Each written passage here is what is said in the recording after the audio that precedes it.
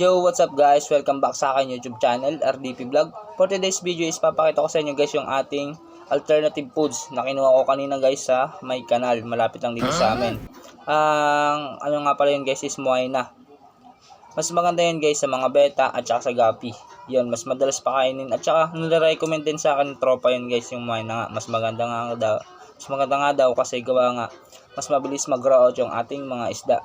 Yan, tara guys.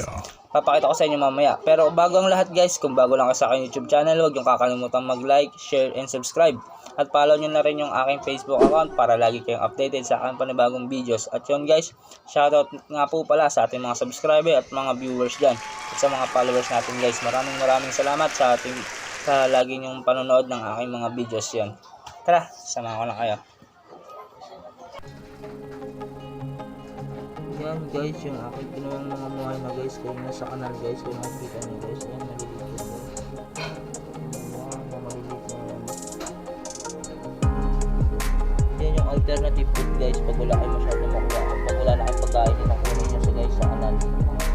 Okay so, mapakadami yan guys. Nakuha ko na kanina guys sa kanal. Pero bago nyo guys pakain yan, kailangan malinis yung ano guys. Balawan nyo muna yan guys. Napakadami yan guys. Nakahapon ko na yan, mamaya ulit. Napakain ko na sila guys.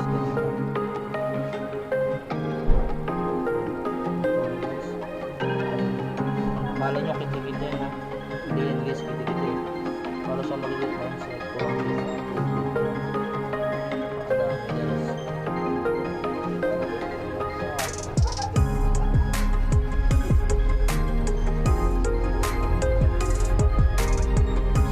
Yan guys, pagkain ng ating alagang isda, live food.